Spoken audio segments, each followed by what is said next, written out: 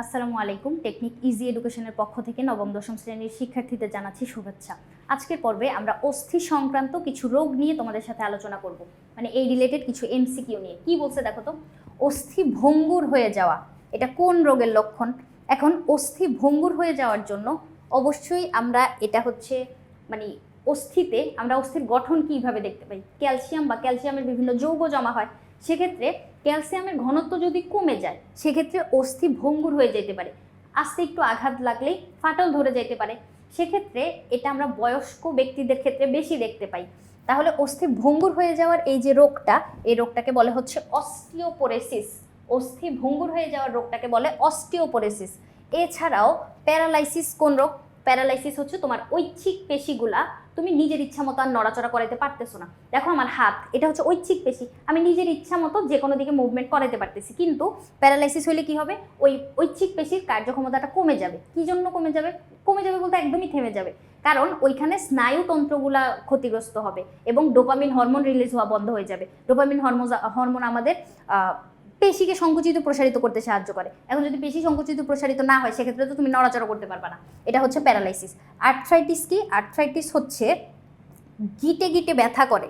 আমাদের এই যে গিট আছে, যে কোনো জায়গার অস্থিসন্ধি, এই অস্থিসন্ধিগুলোতে ব্যথা অনুভব হবে, এজন্য আমরা এটাকে গেটে বাত বলতে পারি। গেটে বাত মানে গিটে গিটে ব্যথা। ব্রঙ্কাইটিস কি? ব্রঙ্কাইটিস হচ্ছে তোমার শ্বসনতন্ত্রের প্রদাহ। তাহলে সবগুলা রোগ আমরা জানলাম, যেখানে অস্থি ভঙ্গুর হচ্ছিল কিভাবে? অস্টিওপোরোসিসের কারণে। এরপরে দেখো, অস্টিওপোরোসিস প্রতিরোধে কোন খাবার গ্রহণ করা যায়? অস্টিওপোরোসিস প্রতিরোধে আমরা জানি হচ্ছে দুধ খাওয়া যায়, এখানে যে বাদাম মাংস এগুলা খাওয়া যাবে না, সবজি খাওয়া যায়, বেশি বেশি রাফেজ জাতীয় খাদ্য, এবং এই যে এটা। তারপরে অস্টিওপোরোসিস রোগের লক্ষণ, এই যে অস্থি ভঙ্গুর হয়ে যাওয়া, এই রোগের লক্ষণ হিসেবে আমি কি দেখতে পাই? অস্থি সন্ধিতে ব্যথা? না, সন্ধিতে তো ব্যথা অনুভব হবে না। সন্ধিতে বলতে আমরা গিটটা, জয়েন্টটা বুঝতেছি, সেক্ষেত্রে ওইটা আর্থ্রাইটিসের ক্ষেত্রে চলে যায়, অস্টিওপোরোসিসের ক্ষেত্রে না।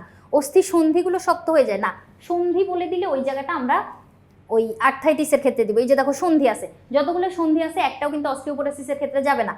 পেশির শক্তি কমতে থাকে, ইয়েস, এইটা আমরা বলতে পারি। অস্টিওপোরোসিস হলে পেশির শক্তি কমতে থাকে। হাড় কিন্তু আমাদের পেশিকে নড়াচড়া করাইতে, মানে পেশি আর হাড় একসাথে আমাদের বডিটা মুভমেন্টে সাহায্য করে। হাড় কিন্তু একা একা কখনো মুভ করতে পারবে না। অস্টিওপোরোসিস কিসের অভাবজনিত রোগ? ক্যালসিয়ামের অভাবজনিত। আমাদের দাঁত, আমাদের হাড়, এগুলা ক্যালসিয়ামের বিভিন্ন যৌগ জমা হয়ে তৈরি হয়, সেক্ষেত্রে এটা কি দেখবো আমরা? ক্যালসিয়ামের অভাবজনিত একটা রোগ। এরপরে কি বলছে? অস্টিওপোরোসিস সাধারণত কাদের হয়? আমরা বয়স্ক পুরুষ ও মহিলাদের ক্ষেত্রে এটা দেখতে পাই, মানে 50 ঊর্ধ্ব যারা, তাদের ক্ষেত্রে আমরা এই অস্টিওপোরোসিসটা হইতে দেখি। মহিলাদের ক্ষেত্রে 40 বছরের পরে আমরা জানি হচ্ছে মেনোপজ হয়ে যায় বা রজনীবৃত্তি, সেক্ষেত্রে মাসিক চক্রটা বন্ধ হয়ে যায়, এরপরে কিন্তু আমরা অস্টিওপোরোসিস ঘটতে দেখি। এবং পুরুষের ক্ষেত্রে যদি দীর্ঘদিন স্টেরয়েড যুক্ত ওষুধ সেবন করে সেক্ষেত্রেও কিন্তু অস্টিওপোরোসিসটা হইতে পারে। শিশুদের ক্ষেত্রে আমরা এটা দেখতে পাই না, তরুণীদের ক্ষেত্রেও না, বয়স্ক পুরুষদের ক্ষেত্রে। এটাই হচ্ছে সঠিক। আর্থ্রাইটিস প্রতিরোধ করে কোনটি? ওই যে বলছি রাফেজ জাতীয় খাওয়া লাগবে। রাফেজ জাতীয় খাবার সবজিতে থাকে, শাক সবজিতে। এরপরে আর্থ্রাইটিস প্রতিকারের জন্য কোনটি করতে হবে? কোনটি করতে হবে? কমলার রস খাওয়া, মাছ মাংস খাওয়া, দুগ্ধজাত দ্রব্য বর্জন করা। এখানে বর্জন দিয়ে দিছে দেখে এই অপশনটা আমরা বাদ দিয়ে দিব। এইগুলাও আমাদের আর্থ্রাইটিসের ক্ষেত্রে করা লাগে না। মেইনলি ডাক্তারের পরামর্শ অনুযায়ী ওষুধ খাওয়া, ক্যালসিয়াম সমৃদ্ধ ওষুধ যদি গ্রহণ করো সেক্ষেত্রে ভালো, কারণ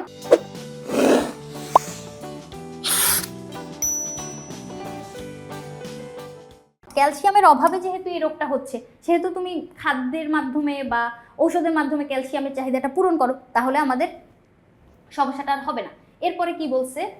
অস্টিওপোরোসিসের জন্য প্রযোজ্য ক্যালসিয়ামের স্বল্পতা। হ্যাঁ, ক্যালসিয়াম কমে যায় তো পিঠে ব্যথা হয়। হ্যাঁ, ওই যে পিঠের হাড়ে যদি ক্যালসিয়ামের অভাব দেখা দেয়, মেরুদণ্ডের হাড়গুলো যদি ক্ষয় হয়ে যায়, সেক্ষেত্রে আমরা পিঠে ব্যথা হইতেই দেখবো।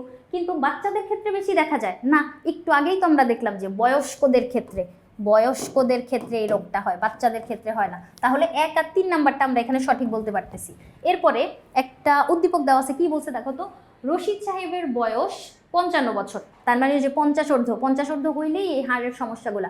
তিনি ইদানিং পেশিতে আগের মতো শক্তি পায় না, কাজ করতে গেলে পিঠের পেছনে ব্যথা অনুভব করে, ডাক্তারের কাছে গেলে তাকে দুগ্ধজাত দ্রব্য ও সবুজ শাকসবজি খেতে পরামর্শ দেন। এই যে একটু আগের অপশনগুলোতে, একটু আগের এমসিকিউগুলোতেই তো আমরা সমাধান করে আসছিলাম, তাই না? যে অস্টিওপোরোসিস হলে কী খাইতে হবে? সবজি এবং দুধ। তাহলে এই যে দুগ্ধজাত দ্রব্য এবং সবুজ শাকসবজি শুনেই তো আমি বুঝলাম যে অস্টিওপোরোসিস। আর এই যে বয়সটা দেখেই বুঝতে পারছিলাম কি জন্য, কারণ 50 হইলে তোমার এই হাড়ের রোগগুলা। সেক্ষেত্রে এই উদ্দীপকটা তো আমরা পড়লাম, প্রশ্নটা কি করছে চলো দেখি। রশিদ সাহেবের সমস্যাটির কারণ, সমস্যাটা কি? সমস্যাটা হচ্ছে অস্টিওপোরোসিস।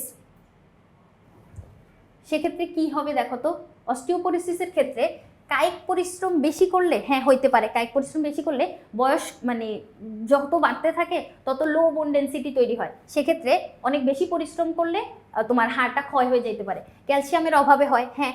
আর্থাইটিসে ভুগতেছে না, আর্থাইটিস তো হচ্ছে গেটে বাত, গেটে বাত তো উনার না, উনার তো হচ্ছে অস্টিওপোরোসিস। আর্থাইটিস হচ্ছে গেটে বাত, গেটে বাত। তাহলে 1 আর 2 নাম্বারটা সঠিক বলতে পারতেছি। সমস্যাটা প্রতিকারের উপায়, সমস্যাটা প্রতিকারের জন্য আমরা কি করতে পারি? ক্যালসিয়াম সমৃদ্ধ খাবার খাইতে পারি। হ্যাঁ, ক্যালসিয়ামের যেহেতু অভাব, তাহলে ক্যালসিয়াম তো খাবোই। দৈনিক 1200 মিলিগ্রাম ক্যালসিয়াম গ্রহণ করতে হবে। এরপরে কমলার রস পান করতে হবে, নিয়মিত ব্যায়াম করতে হবে। হ্যাঁ, ফল, ওই যে ফলমূল শাকসবজি তো খাইতে হবেই, কিন্তু ব্যায়াম করার কথাটা কিন্তু আমরা অস্টিওপোরোসিসের ক্ষেত্রে বলবো না। কি জন্য? কারণ ব্যায়াম করার জন্য বা মুভমেন্টটা সচল রাখার জন্য এটা আমরা গেটে বাতের ক্ষেত্রে বা আর্থাইটিসের ক্ষেত্রে দেখতে পাই।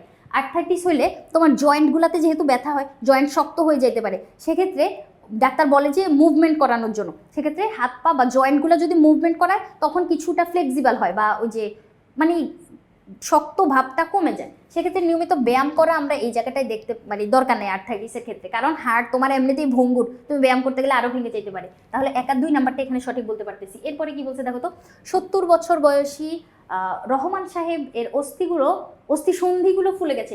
এই যে সন্ধি ওয়ার্ডটা, সন্ধি মানে জয়েন্ট, জয়েন্ট মানে হচ্ছে গিট, গিটে ব্যথা হইলে হবে গেটে বাত। তাহলে এই যে অস্থি সন্ধিগুলো ফুলে গেছে, তিনি এগুলো নড়াতে ব্যথা পান, তার মানে তার হচ্ছে আর্থাইটিস বা গেটে বাত যেটাকে আমরা বলতেছি। তাহলে রহমান সাহেবের নিচের কোন রোগটিতে ভুগতেছেন? উনি হচ্ছে আর্থাইটিসে ভুগতেছেন। অস্টিওপোরোসিস হইলে কি হবে? হাড় ভঙ্গুর হয়ে যাবে, কিন্তু সন্ধিতে ব্যথা হবে না। সন্ধিতে ব্যথা হইলে হচ্ছে আর্থাইটিস। তারপরে কি? থ্যালাসেমিয়া। থ্যালাসেমিয়া মানে হচ্ছে তোমার রক্তশূন্যতা, বংশগতি বাহিত একটা রোগ যেখানে রক্তশূন্যতা হয়।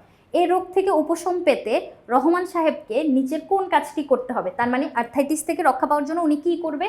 যন্ত্রণাদায়ক গিটের উপর গরম সেক দিবে। হ্যাঁ, অবশ্যই এটা করা যায়। সুষম ও আঁশযুক্ত খাবার খাওয়া, ইয়েস অবশ্যই খাইতে হবে। নড়াচড়া না করা, নড়াচড়া করতে হবে, কারণ ওনার গিটটা শক্ত হয়ে যাচ্ছে। উনি যদি নড়াচড়া না করে সেক্ষেত্রে কিন্তু মানে মুভমেন্টটা ফ্লেক্সিবল হবে না। তাহলে নড়াচড়া না করা বলছে কেন? এই জায়গাটা তো হবে না, নড়াচড়া করতে হবে, ব্যায়াম করতে হবে। সেক্ষেত্রে 1 আর 2 নাম্বারটা আমরা এখানে সঠিক বলতে পারতেছি। ক নাম্বারটা আশা করি বুঝাইতে পারছি। দুইটা রোগ, আর্থাইটিস আর অস্টিওপোরোসিস, এই দুইটা জিনিসই ঠিক করে ওর যে লক্ষণ কারণ প্রতিকারগুলো পড়লেই আমরা এমসিকিউগুলো সমাধান করতে পারবো। আশা করি বুঝাইতে পারছি। পরবর্তী পর্ব দেখার আমন্ত্রণ রইল। ধন্যবাদ সবাইকে।